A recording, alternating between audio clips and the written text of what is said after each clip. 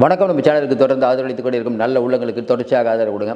Nakkheeran Gopal CBI Nakkheeran கோபாலுக்கு summon கொடுத்து விசாரிக்கணும் அப்படிங்கிற விஷயம் இன்றைக்கி பெரிய அளவுக்கு பரபரப்பாகிட்டு இருக்குது. இப்போ நக்கீரன் கோபால் நிறைய விஷயம் தெரிஞ்சவர், ஏன்னா ஏற்கனவே இந்த சம்பவத்தை பற்றிலாம் பேசியிருக்காரு. நீங்கள் சொல்லுங்கள், நக்கீரன் கோபாலுக்கு சம்மன் கொடுத்து சிபிஐ விசாரிக்கணுமா வேணாமா?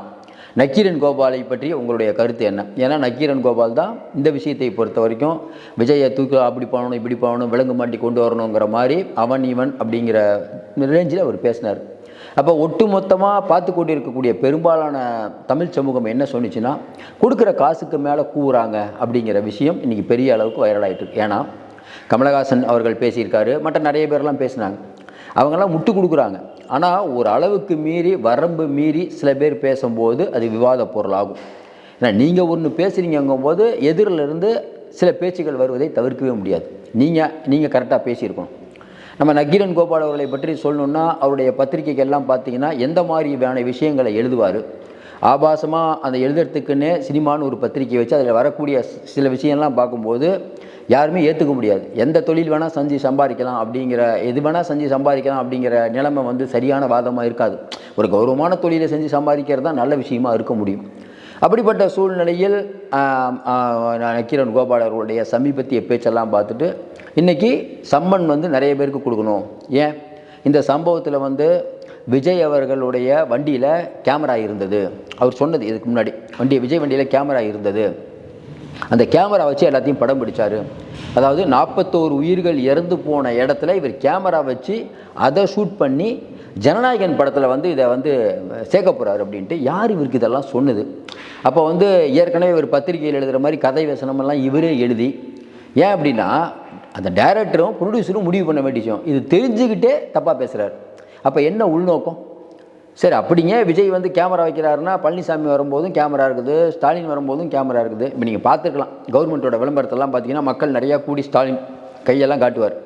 அதேமாதிரி பழனிசாமி அவர்கள் தனியாக கேமராமேன் வச்சுருப்பார். எல்லாருமே, ஏன்னா அவங்களுக்கு நாளைக்கு தேர்தல் நேரத்தில் விளம்பரம் போடணுன்னா பாருங்கள் இவ்வளோ கூட்டம் வந்ததுன்னு காட்டுறதுக்கு அது எல்லோரும் எடுக்கிறது தான். ஏதோ விஜய் மட்டும் பண்ணுறதா அவர் குற்றம் சாட்டி, அதுக்கப்புறம் பார்த்திங்கன்னா கேரவனில் அந்தம்மா இருந்தாங்க இந்தம்மா இருந்தாங்கன்னு பொய் செய்தி முழுக்க பரப்பி 41 பேர் உயிர் இழந்திருக்காங்க. அதை வைத்து இவர்கள் மிகப்பெரிய ஒரு அரசியல், அது விஜயை பற்றி ரொம்ப கேவலமான பேச்சு. இப்போ நக்கீரன் கோபால் அவர்கள் மீது மக்களுக்கு கோபம் இருக்கா இல்லையா? நீங்களே கமெண்ட்டில் சொல்லுங்கள். ஏன்னா நக்கீரன் கோபாலை பற்றி அவ்வளோ இதுக்கு முன்னாலாம் அவர் பண்ணது வேறு. இப்போ இந்த விஷயத்தை பொறுத்த வரைக்கும் மொத்தமாக அம்பலப்பட்டு நிற்கிறாங்க. நிறைய பேர் அம்பலப்பட்டு நிற்கிறாங்க. ஹிந்துராம் நான் தான் பத்திரிகையில் ஜாம்பவானுங்கிறாங்க. அவர் பேசுகிற விஷயம்லாம் என்ன? கருணாசன் நேற்று பேசுனதெல்லாம் என்ன? சரி, நக்கீரன் கோபாலுக்கு சம்மன் கொடுக்க வாய்ப்பு இருக்கான்னா, ஏற்கனவே நம்மளுக்கு நல்லா ஞாபகம் இருக்கும், அருணா ஜெகதீசன் கமிட்டியில் ரஜினிகாந்தையே சம்மன் கொடுக்கணும்னு சொன்னாங்க. ஏன்? ரஜினிகாந்த் ஸ்டெர்லைட் விஷயத்தில் சமூக விரோதிகள் ஊடுருவிட்டார்னு ஒரு கருத்தை சொன்னார். ரஜினிக்கு சம்மன் கொடுத்து விசாரிக்கணும் அப்படின்லாம் சொல்லப்படுது. அதனால் சிபிஐ நினச்சா யாருக்கு வேணால் இப்போ சம்மன் கொடுக்கலாம்.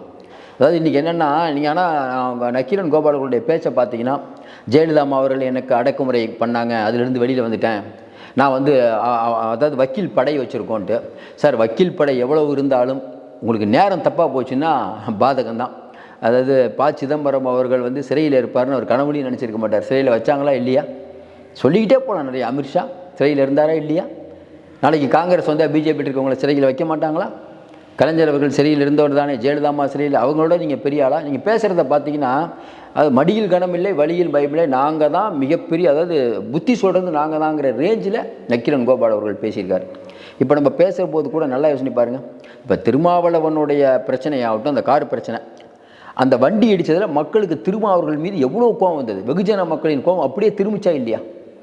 இன்றைக்கி கூட பார்த்திங்கன்னா 2 பேருக்கும் சம்மன் கொடுக்குறாங்க போலீஸ். அதையும் மக்கள் கேட்குறாங்க. ஏங்க, அடி வாங்கினவர் அவர், அடித்தவங்க நல்லாவே தெரியுது, நீதிமன்றமே சொல்லிடுச்சு, ஆனாலும் இன்னும் நியாயம் கிடைக்கவில்லை. அப்போ திருமாவர்கள் மீதும் நக்கீரன் கோபால் அவர்கள் மீதும் கருணாஸ் அவர்கள் மீதும் சத்யராஜ் அவர்கள் மீதும், அதாவது இவங்கெல்லாம் என்னென்னா அப்படியே பாயிறாங்க விஜய் அவர்கள் மீது. இப்போ நீங்கள் சொல்கிற மாதிரி டெல்லி நினச்சதுன்னா நக்கீரன் கோபாலுக்கு சம்மன் கொடுக்குதுன்னு வச்சுக்கோங்களேன், என்ன போய் சொல்லுவார்? நல்லா யோசனை பாருங்க. எப்படிங்க உங்களுக்கு தெரியும்? உள்ள கேரவன் இருந்தது, கேரவன் ஃபுட்டேஜே அவர் எஸ்ஐடியில் தான் கொடுத்தாரு, எங்களுக்கு கொடுத்துருக்காரு. உங்களுக்கு யார் சொன்னது இந்த ஃபுட்டேஜ் இப்படி இருக்குன்ட்டு? வேறு என்ன விவரங்கள் தெரியும்? அதாவது யாகாவாராயினும் நாகாக்கா, நம்ம ஏற்கனவே சொன்ன மாதிரி திரைக்கதை வசனம்லாம் எழுதி இவங்களே, அதாவது என்ன நடந்தது அப்படிங்கிறத ஐஏஎஸ் அதிகாரிகள் சொல்லிட்டாங்க, செந்தில் பாலாஜி சொல்லிட்டாங்க, ஏடிஜிபி சொல்லிட்டாங்க. இப்போ இவங்கெல்லாம் சொல்லிகிட்டு இருக்காங்க. ஆனால் ஒரு பத்திரிக்கையாளர் அப்படிங்கிற போர்வையில் எதை வேணாலும் பேசலாம். அதான் என்னென்னா ஒட்டுமொத்த மீடியாவும் நல்லா யோசனை பாருங்கள். விஜய் அவர்கள் அன்றைக்கி நைட்டு கிளம்பி வந்ததுக்கப்புறம் அடுத்த நாள் பார்த்திங்கன்னா அந்த சிஸ்டம்ங்கிறது எப்படி வேலை செய்யுதுன்னு நம்ம புரிஞ்சுக்கலாம். ஒட்டுமொத்த சிஸ்டம் வேலை செய்யும். பெரும்பாலான யூடியூப்பு, பெரும்பாலான சேனலு, பெரும்பாலான நிலை வித்வான்கள், அதுக்கப்புறம் நடுநிலையாளருங்கிற போர்வையில் இருப்பாங்க பாருங்கள் நிறைய பேர், அவங்கெல்லாம் வராங்க.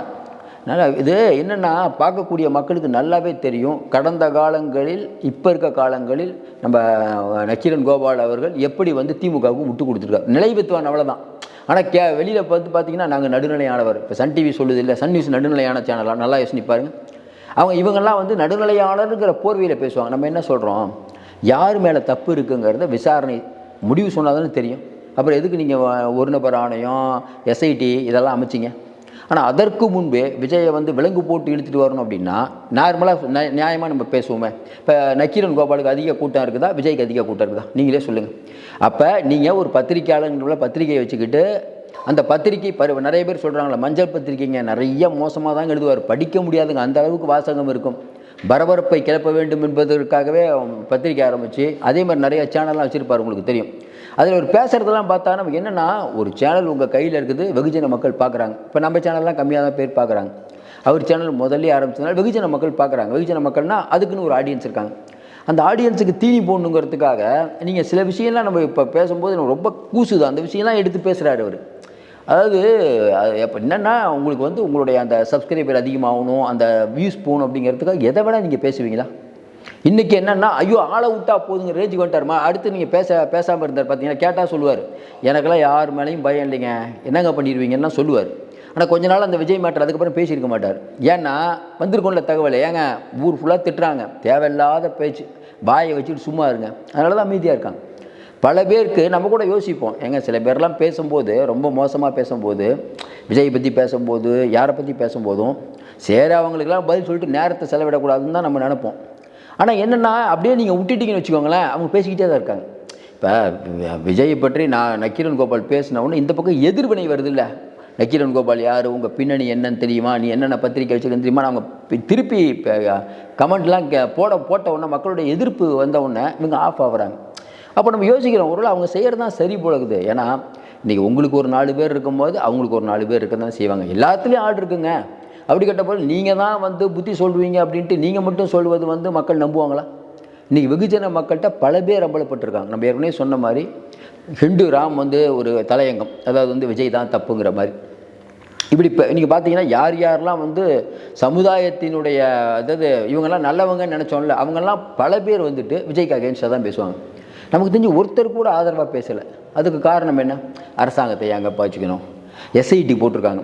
எஸ்ஐடி போடும்போது இந்த பையன் உண்மையில் எல்லாத்துக்கும் இருந்தது. ஒரு நபரானே நம்ம ஏதாவது பேசி நாளைக்கு வந்து சம்மன் கொடுத்து நம்மளை விசாரித்தாங்கன்னா, இப்போ சிபிஐ போனோன்னா பயமே இல்லை.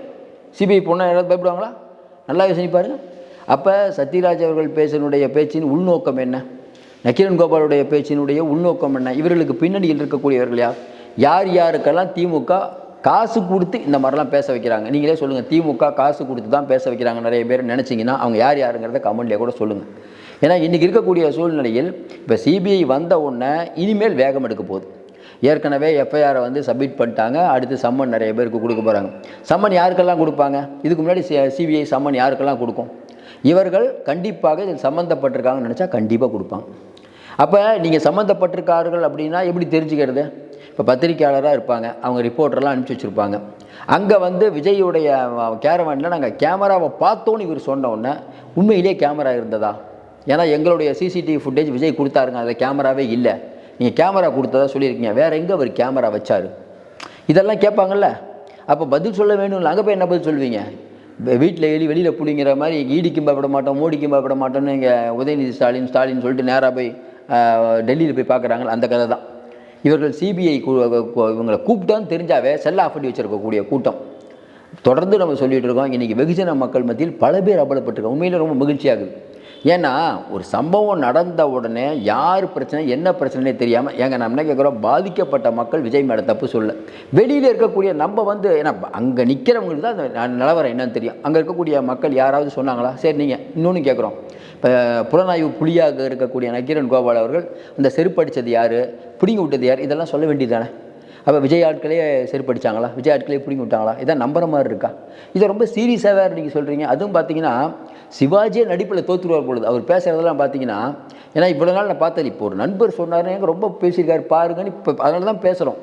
என்னங்க இப்படிலாம் பேசியிருக்காரு இவர்? ஏன்னா சில பேர் இதெல்லாம் பார்த்தா நமக்கே ஏங்க இந்த வரதெல்லாம் இவர் பேசுகிறதெல்லாம் நம்ம கேள்விப்படுறோம்ல, ஏங்க அவர் ரொம்ப இப்படியா பேசுகிறார் அப்படியாங்க, அந்த வீடியோ நம்ம எதுக்குங்க பார்க்கணும்னு நினச்சி இப்போ 2 வரி தான் பார்த்தேன் நான். அதுக்குள்ளேயே இவ்வளோ உணர்ச்சி வசப்பட்டு பேசுகிறாரு, இவ்வளோ யாருன்னு தெரியாமல் ஆதாரமே இல்லாமல் முடிவெடுக்க வேண்டிய இடத்தில் இவர் யார் அவர்? அப்போ அந்த பக்கம் இருக்கவங்க உங்களை பற்றி பேசினா இது எப்படி சரியாக வரும்?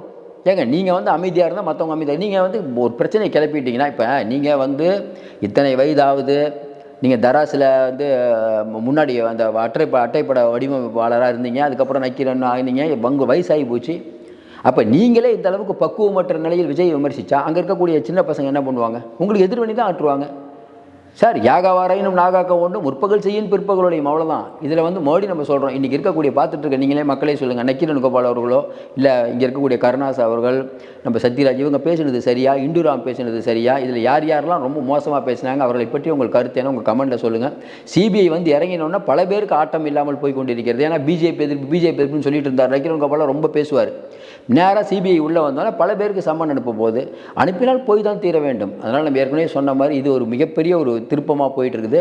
சிபிஐ அடுத்து வேகம் எடுத்து கொண்டு இருக்கிறது. இப்போ விஜய் வந்து மாமல்லபுரத்தில் பார்க்க போகிறாரு. அது சம்பந்தமான விஷயம் நம்ம ஏற்கனவே பேசிட்டோம்னு நினைக்கிறேன்.